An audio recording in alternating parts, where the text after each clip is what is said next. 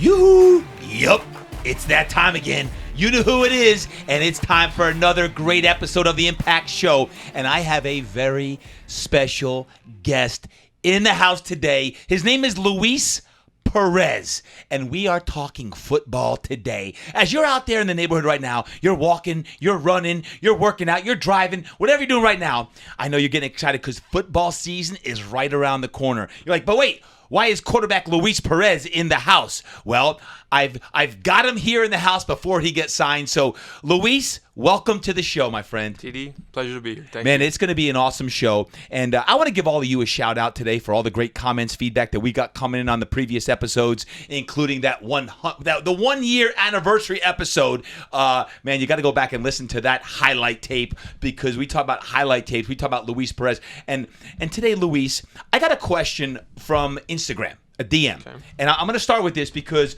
I always love when I go on the Instagram and I'm like, hey, guys, drop me your burning questions I can ask on the podcast. And El Chivo Zero from Instagram asked me this question. I got a solid question for you, TD. Why can't Luis Perez get signed onto an NFL team? His play speaks for itself, and he's surrounded by the likes of Breeze and yourself. That man needs to be on a roster. Natural talent. Why does his determination, even through several cuts and troubled times, say about the type of man that he is? So we're going right to the source. I'm like, well, let me go right to Luis Perez and ask him this question because, folks, I listened to all your questions, and Luis Perez here with the NFL season just about to start, he has not been signed yet. Now, the phone may ring after a GM listens to this podcast. So NFL GMs right now, I know you're listening. This man has been working like a plow horse to be ready to roll for the NFL season. But Luis Perez is in the house. Luis, thank you. Thank you, TD. So we're on the field. I put an Instagram story out. Someone sees you, and they're like, man, how is he not on an NFL roster? Why is that? That's the $1 million question, TD. Yeah. Can't answer that. Don't know why. But, the biggest thing you can do is control the controllables. Yep. And just keep working, surround myself with great people like yourself, and keep working, have faith, number one, and just wait for an opportunity. I want to talk about overcoming the odds because if you don't know Luis Perez, haven't seen him on my social media, don't know who he is, don't follow football, that's okay. Welcome to the show because today we're talking about overcoming the odds and really, truly, the mindset of a mind-right maniac of what it takes to get a belief in something and what it takes. So I don't care if you're a parent, mom, dad, kid, you're an entrepreneur, you're a leader. This is the show for you about the resilience, the fortitude, the mindset that it takes to have a goal and to work maniacally hard for that goal. Luis, right now, I would say what, you're 6'4", 230? Around 220. 220, 6'3", okay. 220, yeah. Man, lean. He lean.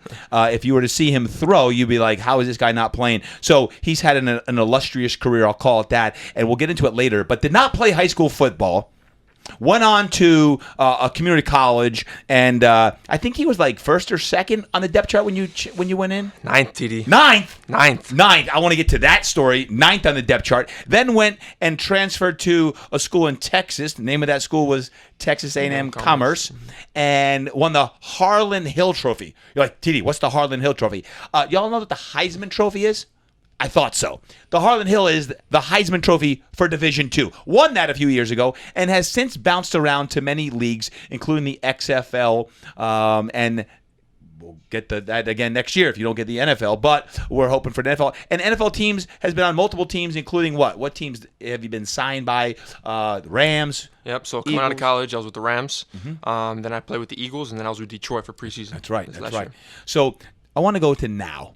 You've got this goal, this dream to play in the NFL. If you ever had a dream, folks, and you're really, really, really close, like you've been on a team, you've tasted it, you've seen it, you've been out on the field, and you're like, I know I can do this. I'm as good as this. I just need a break. I need someone to give me a break so I can prove myself. Because every time I prove myself, I actually play really, really well. So that's how close Luis Perez is to making it. He's already been in training camp. He's already been on a team. And he's always those like the last cut. Someone gets hurt, so they get released. They need to sign a new D tackle. It's a roster move, and he gets released. He's that close. So what keeps you when no one else is around right now. Luke told me he saw you on the field the other day training. You're 7 days a week. Your mind is like working. What's keeping you going?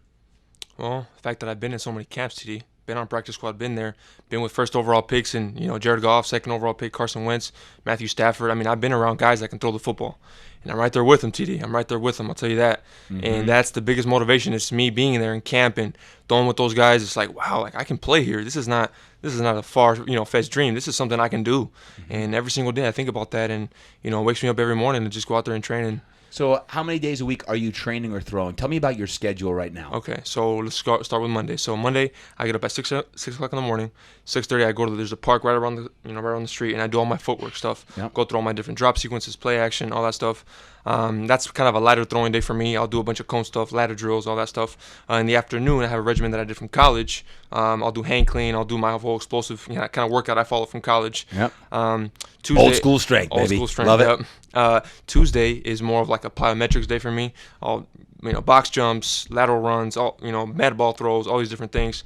And I'll go on the field and I'll actually do routes with receivers. So I'll have guys. That's where I saw Luke actually. So I'll have guys, run routes. I actually did a mock pro day on Tuesday where I had some cameras, go out there, hold up, some playbooks, explain the routes to everybody, their splits, just be detailed with everything and go out there and execute it. Wednesday same as Monday, Thursday same as Tuesday, and Friday same as Monday, Wednesday, Friday. So just different schedule, and lifting. And then Saturday, typically depending on how my arm feels, I'll throw like a light day on Saturday, and then Sunday I'll take my day off. Mm-hmm.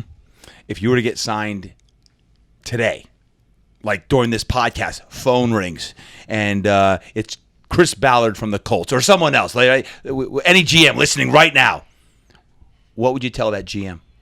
You will not regret signing me. You will not regret it, and I can promise you that.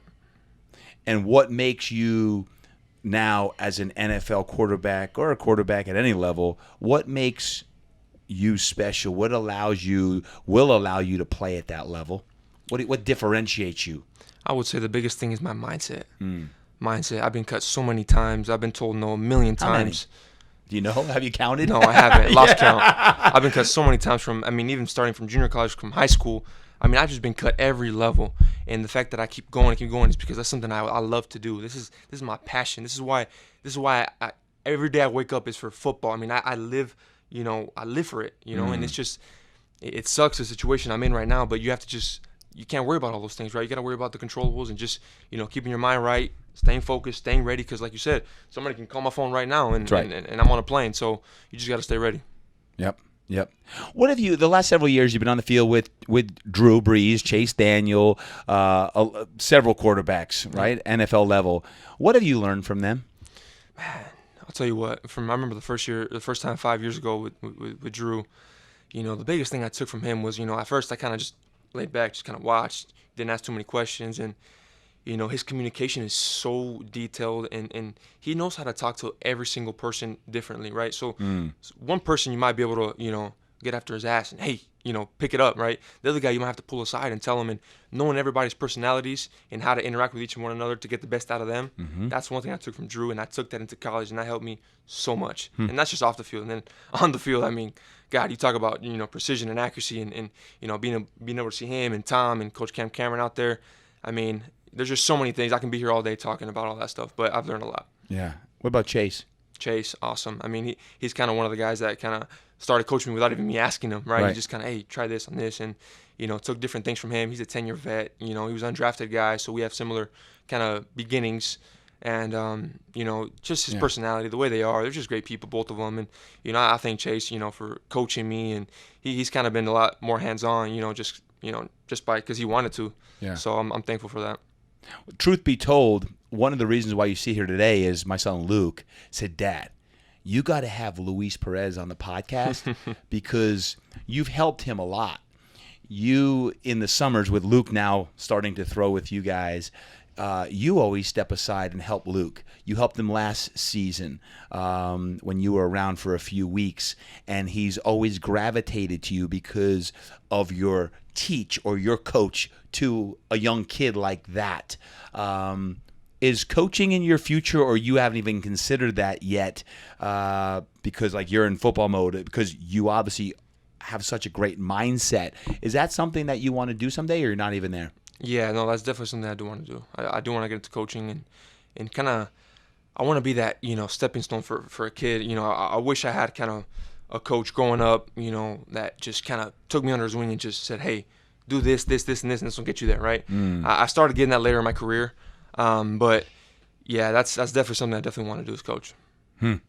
Yeah, well, I love seeing that. I call it the multi-generations. Now, you were that way with, Drew with you, and then, you're passing it on a bit too on that. Well, if there's one thing that you're working on in your game, you're like, man, I gotta do this.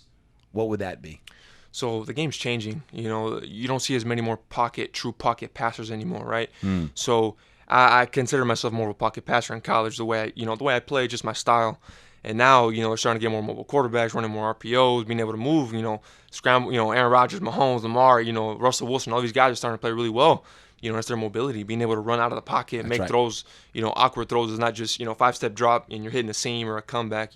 Games have changed, so I'm definitely working on that.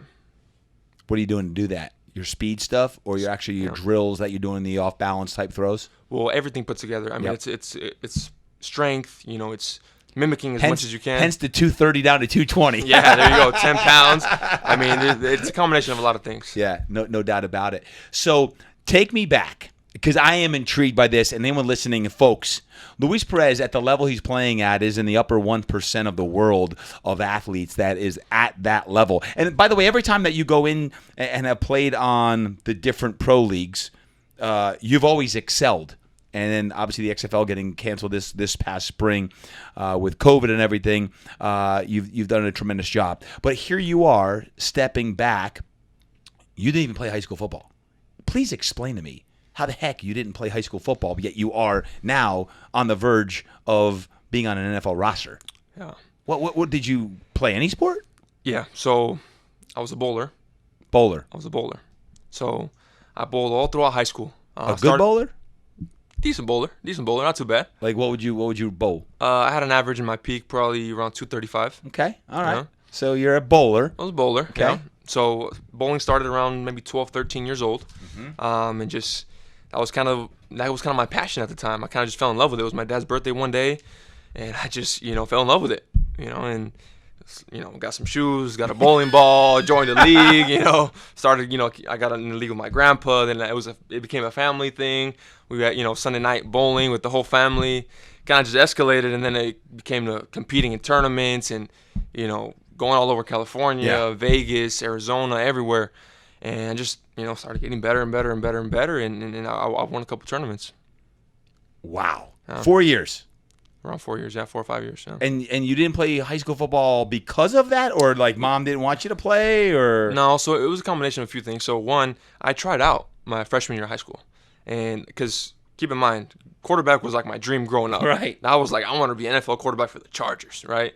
That was kind of my dream. And now, I get to high school and they tell me, hey, we're going to put you to receiver in a wing T offense where, you block 80% of the time. 90, yeah, 90, there you go. So, it gets to a situation where I'm bowling so well, I'm not enjoying my time because I'm playing a position I never played and not the one I want to.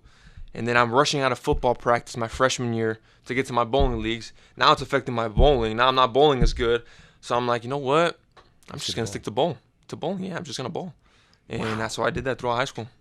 Wow. Yeah. I can see it now. Cover of Sports Illustrated. Bowler to baller. Ooh, that's a good one. SI, are you listening? I already got your headline, SI. Are you listening? Yeah. Bowler to baller. The story of Luis Perez.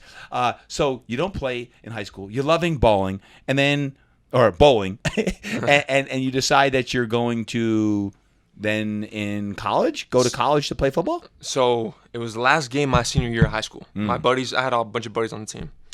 And they convinced me. They're like, hey, come out of the game. I'm like, okay, fine. I'll go. So I go. So you weren't even going to the games? No, I was in my own world. I was in my own bowling world. Yeah, I wasn't even. Wow. Yeah. So I get there, and it's the last game my senior year. And I remember just sitting in the stands and just like, wow, then running through the tunnel. And I'm just like I get the chills. I'm like, what am I doing here? Like, what the heck am I doing this? I need to be down there. And from that moment on, it was like a switch. And I was like, you know what? I can bowl when I'm 60, 70, 80 years old, right? your football Yes, your you can. football window is so small. Yes, it is. I'm like, this is my dream. I gotta go after it. I have to. So from that moment on, I just said, you know what, I'm gonna do it. And that's So how you everything started. contact Southwestern Community College. So before that, Okay. I go on the internet and type, on YouTube, how to play quarterback, and I start, looking at a bunch of videos, and I remember sitting in the mirror I'm talking hours, TD, just like doing this in the mirror, seeing my form was good. I remember putting tape in my room, taking one-step drops. I mean, I'm trying to just start from the root of playing the position, the fundamentals. How to take a snap. Yeah, the ball. No, seriously, all that. I mean, I knew nothing. I mean, I can throw a spiral. We go to the beach with our buddies, and Right, I can throw right. the ball, right? But I didn't know anything about routes, fronts, coverages, timing of nothing. So I had to start from ground zero, and I just did that. I did that for maybe 4 or 5 months, and contacted Achilles Smith. I had Achilles Smith and Cream Morris. They're both my quarterback coaches then, Yep. Little by little, just got better. Then Achilles ended up calling, Coach Carberry out of Southwestern. Hey, I got a guy for you. I remember showing up and telling Coach Carberry, hey, I want to play quarterback for you. He's like, okay, well, where'd you play in high school? What were your stats? And I'm like, well, Coach, I actually didn't play in high school. And he kind of, chuckled a little bit, and we still laugh about it to this day. But yeah, and that was kind of just the upbringing of me playing at Southwestern. Wow. Yeah. So, folks, you go to Coach Carberry, Southwestern Community College, down in Chula Vista. Coach, I want to be a quarterback. Where'd you play? I played at I bowled. I bowled in high school. Well, that's not going to help you, son, as a quarterback. No, it really will, Coach. I went to a high school football game won, and it fired me up to play quarterback. I'm going to lead the Jaguars here to an undefeated season. Okay, son. So you ended up where on the depth chart? 9th? Yeah, so going in by default, I was 9th just because I didn't play high school football. Of course. I was 9th, yeah. And how quickly did you move up? Yeah, so it took a while. It took, some months. But, golly, there were so many things that happened that were out of my control that, I wouldn't be here if it wasn't for that. But, I remember I was 9th on the depth chart. I wouldn't get any reps. I would just warm up with the team, get a couple routes on air, and I would sit next to the signal caller all practice and just kind of watch. Yeah. Watch. I remember bugging Coach Carberry every day in his office. I want to learn. Mm-hmm. And he started teaching me this and that. And, then little by little, just people, transferred out. Injuries happen. I remember a couple guys chose baseball over football. And, you look back and now you're 4th on the depth chart. And now you start getting more reps. And, between all that time, I've gotten a lot better. So now that I'm getting reps, I'm just, getting better. And finally, fall camp comes around and, put the pads on and I win the number 2 spot. I have a good fall camp, and I won the 2 spot. Ooh. And then, so we had a starter the year before. His name was Frank Foster. He started the first couple games, and, he got hurt. He hurt his AC joint. And I go in the game for the first time in my life, go out there playing quarterback. Yeah, I'm like, golly, what am I doing here?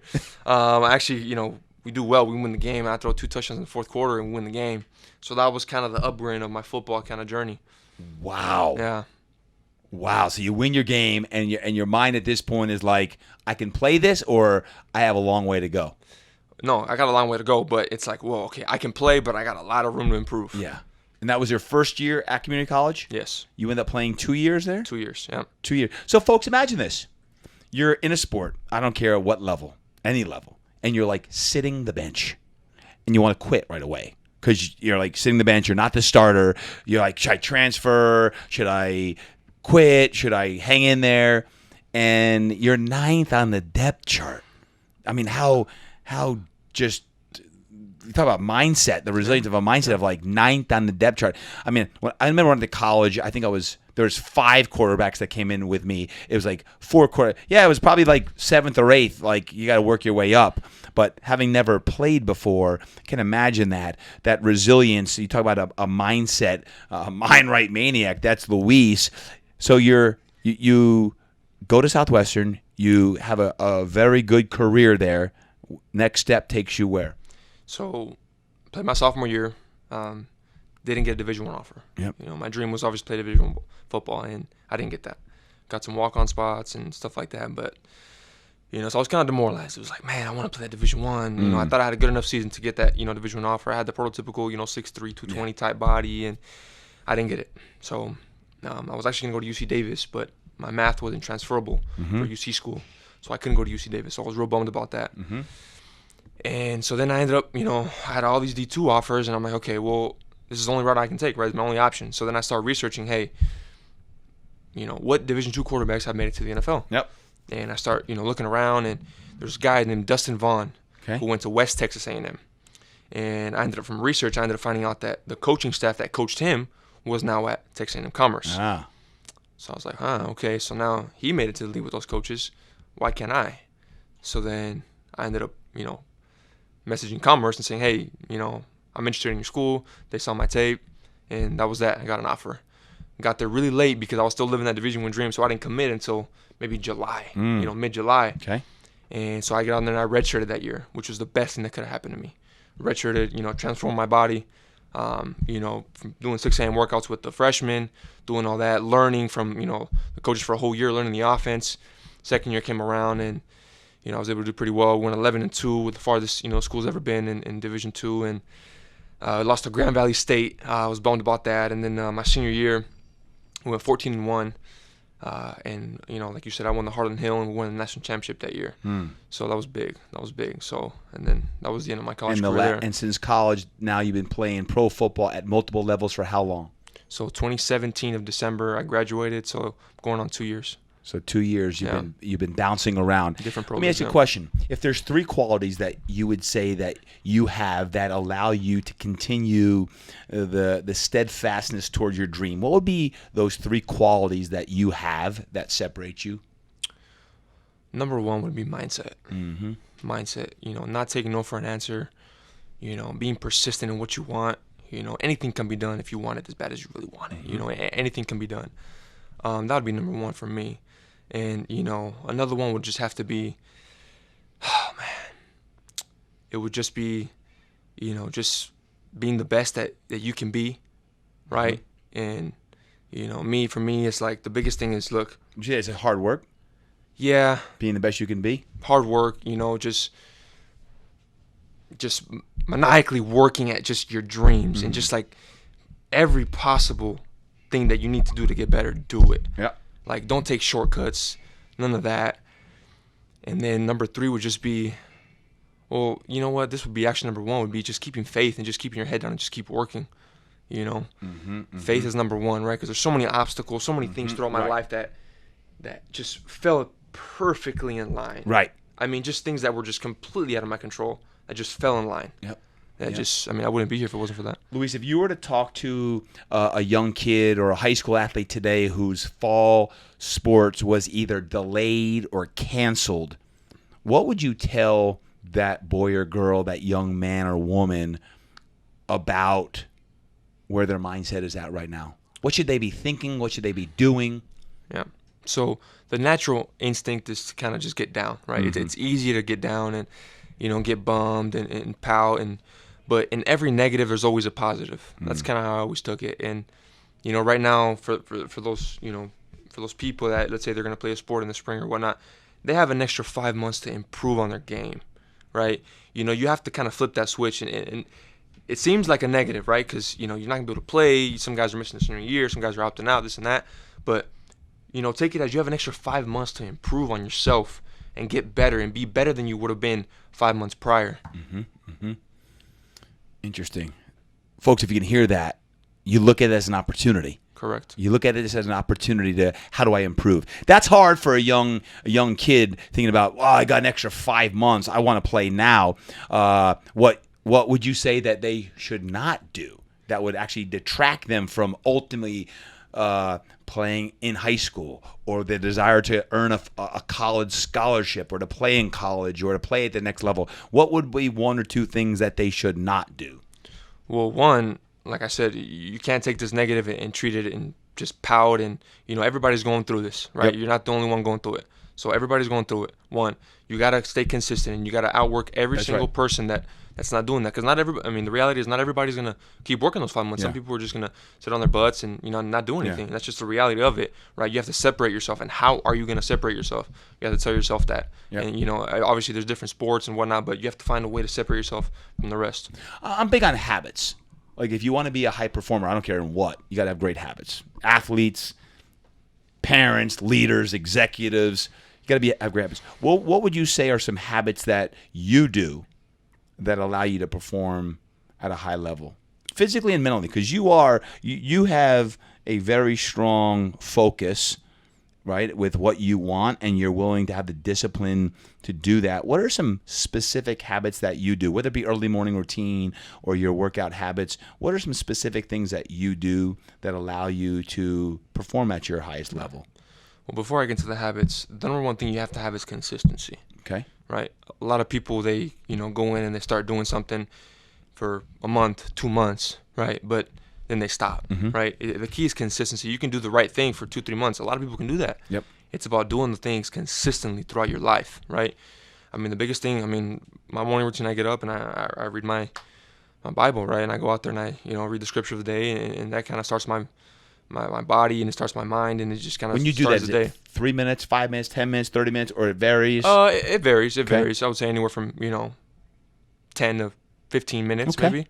Okay. Go out there and just kind of talk to them, do what you have to do, and by yourself. And, I always do that. And then obviously you have to have a routine towards your, specific goal, right? For me, it's football. So I have to, write all these goals that I have to have in mind, and how am I going to get to these goals, right? So for me, it's, okay, like I was telling you earlier, I got to get faster, right?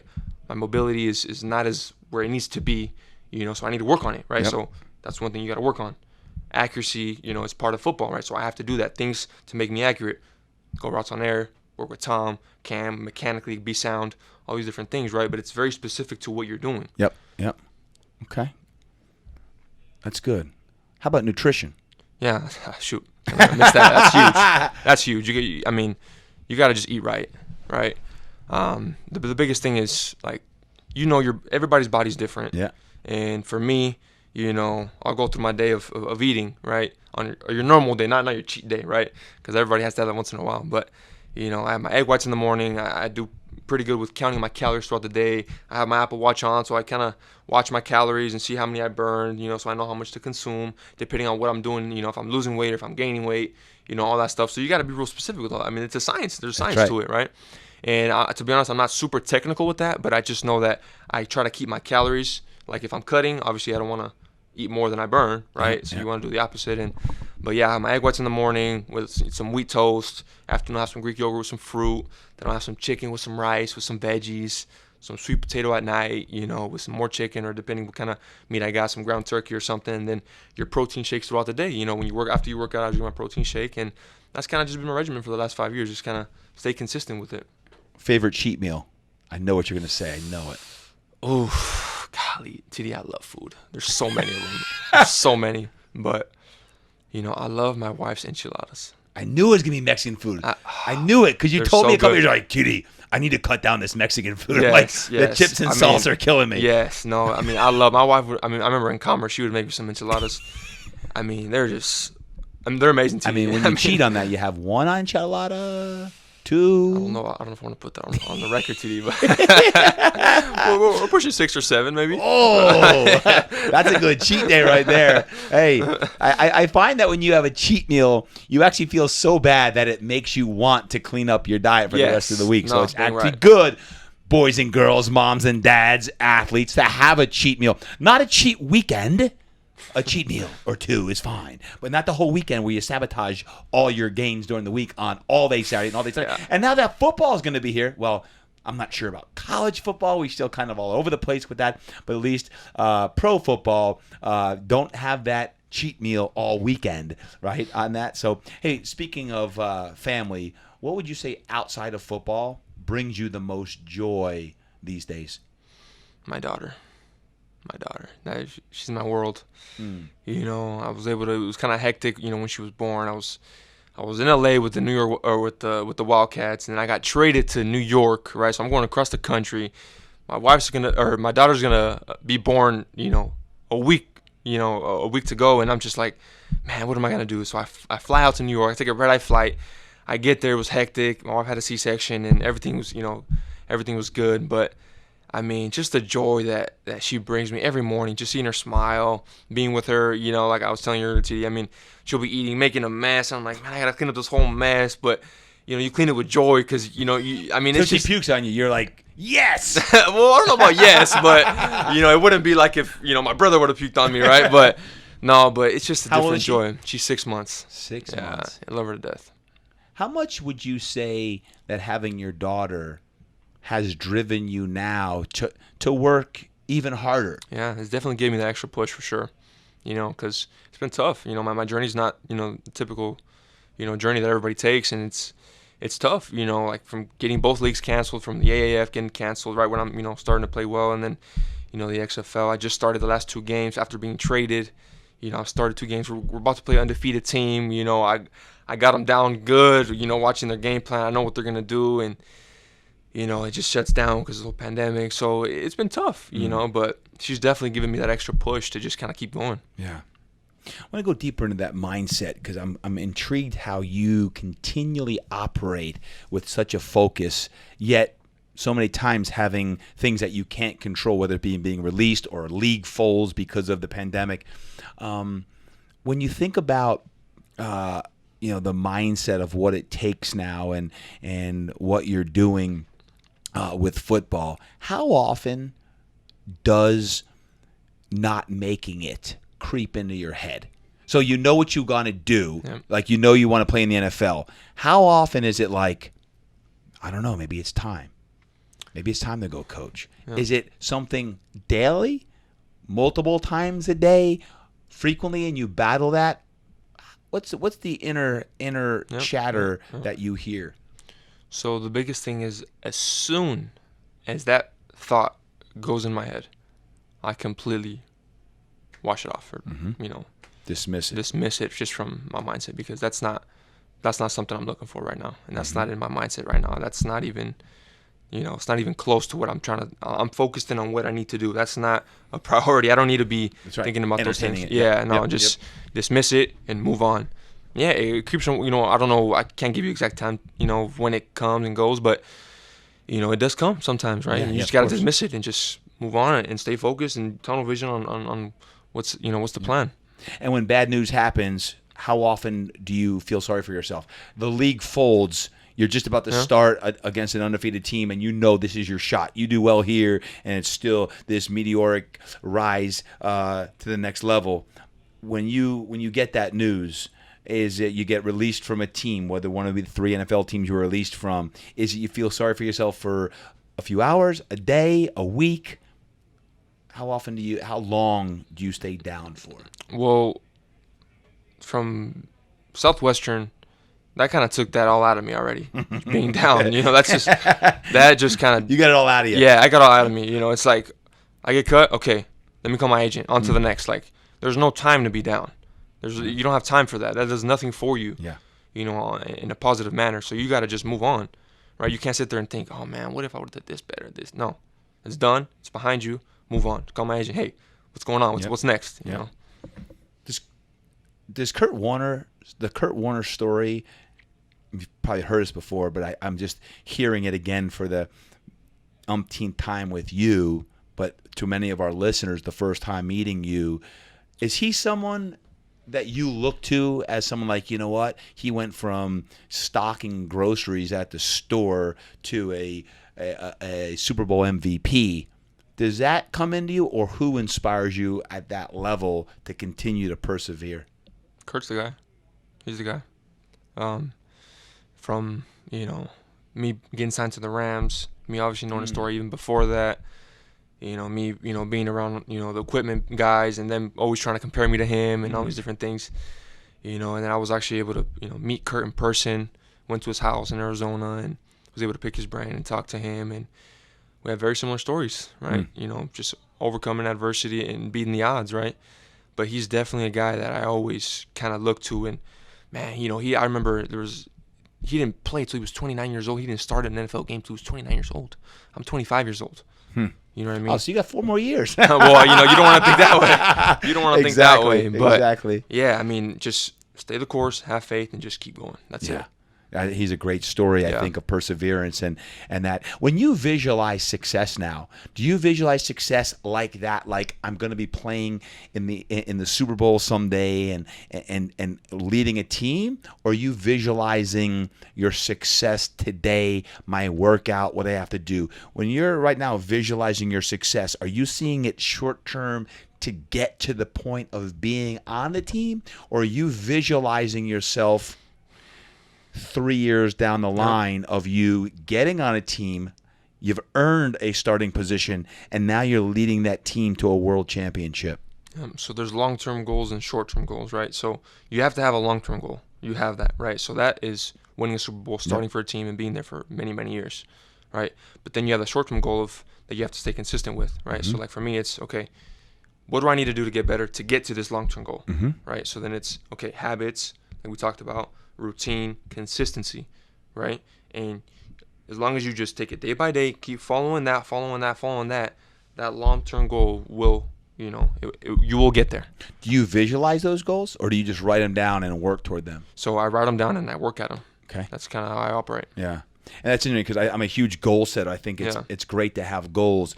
I've always, ever since, back to my athletic days into starting Fitness Quest when I opened, into now, literally writing them down, because writing creates clarity. Clarity precedes genius.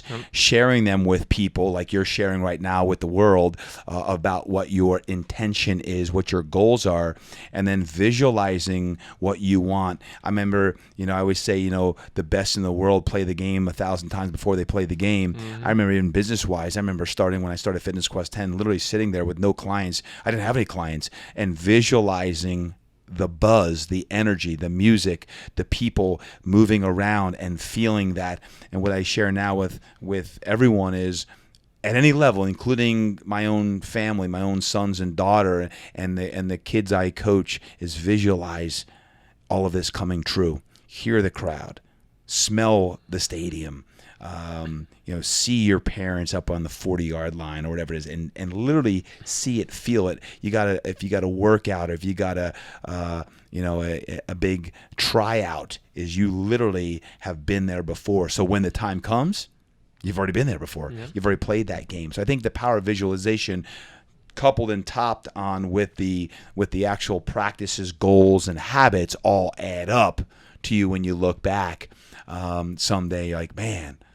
So when you look back in, I'll just say, let's say your career, you're 25 now. Let's say you're going to be 40 when you retire from the NFL. Following in Drew's footsteps, if you're 40 on that, what would you say if you look at now, you're now 40, looking back, what would be 2 or 3 of the key things looking back that allowed you to go from a 25-year-old young man today to having accomplished your goals? What would be those 2 or 3 things that allowed you to get to where you are? One would be, keeping faith, obviously, number one. 2 would be staying consistent at whatever short-term goal I wrote down. That's probably the biggest thing, is just being able to just write down the goals and achieving those goals and doing the proper steps to get to those goals. Yep. Right? A lot of people try to take shortcuts and I'm just going to do this, and no. You write them down, you do exactly what you wrote down, and that's what you do to get to your long-term goal. You remind me, a friend of mine, Bo Eason, who played in the NFL, by the way, all-pro safety. Bo talks about there's no plan B for your A game. There's no plan B for your A game. There you go. And everything I hear out of your voice is there's one goal. Yep. And everything that you do, you build your life around the fact that you have your goal. So if I was like, hey, so Luis, if it doesn't work out, no, it's going to work out. Todd, I'm going to find a way to end the organization. And if it didn't, then I find a way to get to that next goal. So that's a great book, by the way. There's no plan B for your A game. Bo Eason on that stuff. Luis, final words. And I know at 25, as you do your soul searching now, I talk a lot of times about get your mind right. What does that mean to you, get your mind right? Have tunnel vision. Know where you're going. Don't let anything distract you from where you're going. Have your goals. Get your mind right. Stay positive. Every time I hear the word TD, I think positive. Just you're always positive, and that goes so far. Just being positive, the energy you get from it. Being around positive people, and just ultimately just having a vision to where you're going. And just get your mind right to where you're going. Okay, so speak life into the person right now who's listening in that doesn't know where they're going. They're going through this right now, and they've been beat. They've been whooped. Their energy, normally they're positive, but man, these last 6 months have been whooped. They've been whooping people. How do you take the Luis Perez mindset, right? That focus of what you want, Speak life into that man or woman right now of they're lost, they're down, they got kids who are down. What would you say to them? Find that positive in that negative. I can guarantee you there's always going to be one, but you got to find it. And it's very specific to you. I can't tell you what it is, but in every negative, there's always a positive, and you just got to find it. And you find that through your discipline of, you talked about your faith, your quiet time, tapping into your whispers. You talked about, without you talking about it, the importance of your training. Training. Right? You're training for the NFL.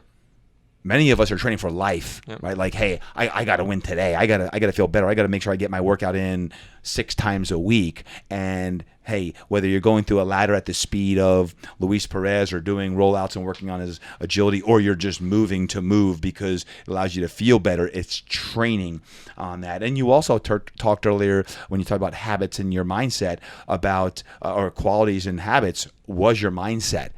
So, like, how do you get your mind right every single day?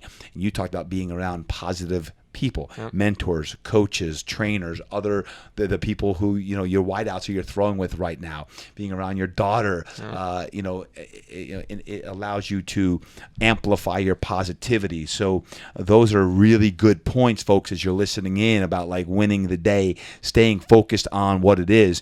And Luis at 25, understands what his goal is. Interesting enough, as you say that, it was age 25 for me personally, where my life kind of took a detour, and I found a new dream because it was always football. I got injured, got hurt, went down a different path, which leads me here today. I think the bottom line, as we talk about, there's no plan B for your A game, is the bottom line is you got to be all in. You got to be all into what you're into. Whatever you do, right? If you're working right now, you're at a job. Are you all in? If you're not, then probably not the right thing. Well, Todd, you don't understand. I got this. Are you all in? Like, there's a lot of things that you could be doing that aren't all in. And I think, Luis, you epitomize being all in. Because it'd be easy to be like, well, I'm not on a team now. I train an hour a day, and that's enough. And you're all in, and you're living right now as if you're there. And that's the effort that it takes, whether you're working for a small company, for a large company, you're a teacher right now, and you're pulling your hair out because, like, how do I do this virtual teaching thing? Because it's technology that you're not familiar with, and you're figuring it out. You got to figure it out. So, bless all the teachers out there, all the first responders who are still, they're tired, and that it's like, okay, got to be all in. I got to keep taking care of myself because you take impeccable care of yourself, your recovery, your regeneration, as well as your training on that. And last thing, you talk about get your mind right. Last question. I love the word impact. This is the impact show.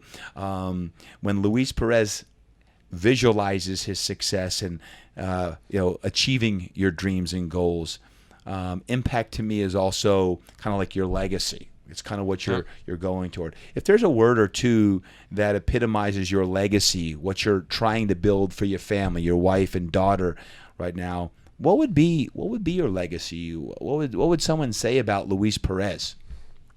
That's tough to answer, right? Because that's something that you don't really think about. Yep. You let other people always kind of put that on you, right?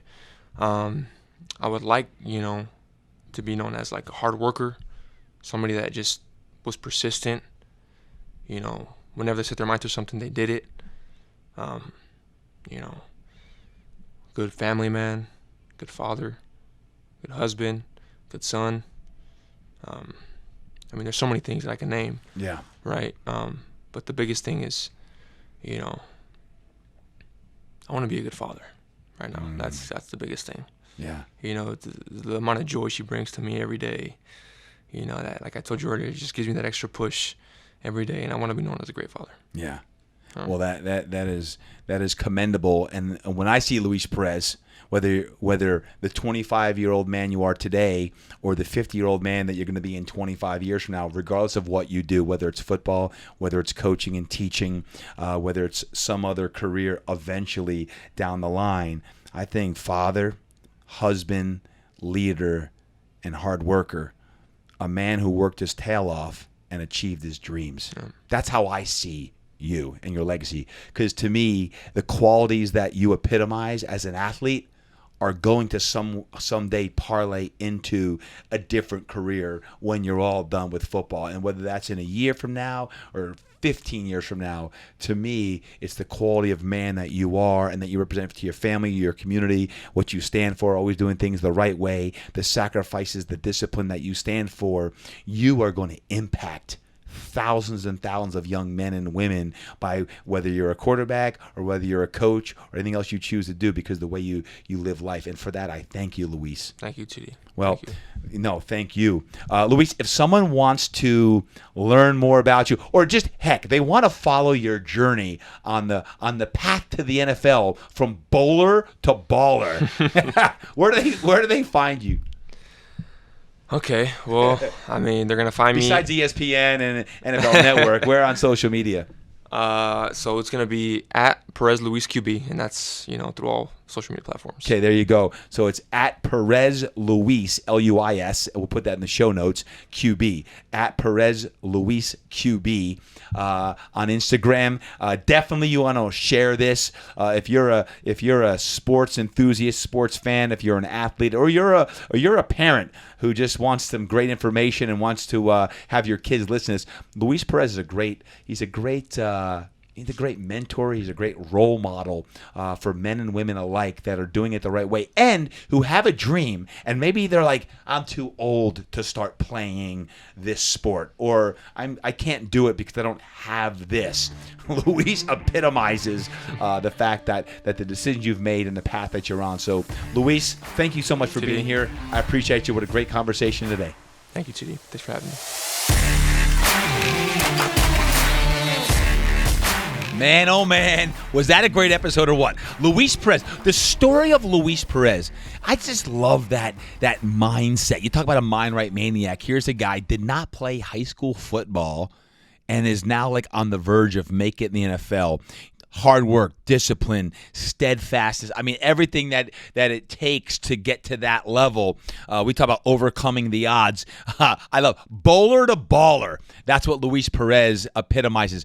Make sure you follow him and follow his story, because the man he is, and I've had the opportunity to work with him now for several years, he truly is a special person. So thank you to Luis Perez joining, and thank you to all of you for being here today, listening in. Don't be afraid, again, to share that with 5 of your closest friends, your colleagues, your comrades, your teammates. Share the gospel of motivation and inspiration today. As a matter of fact, thank you all. Thank you for continuing to spread it and for sharing some of your recommendations with me. As a matter of fact, I'm going to go out right now to Julie Wilcox, my right-hand person, and she's got something very special to share with you right now. Hey guys, Julie Wilcox here, and I have just been reading so many incredible reviews. Keep the reviews coming. They do really help our ratings. I'm loving them. As a matter of fact, I want to share a couple that came through.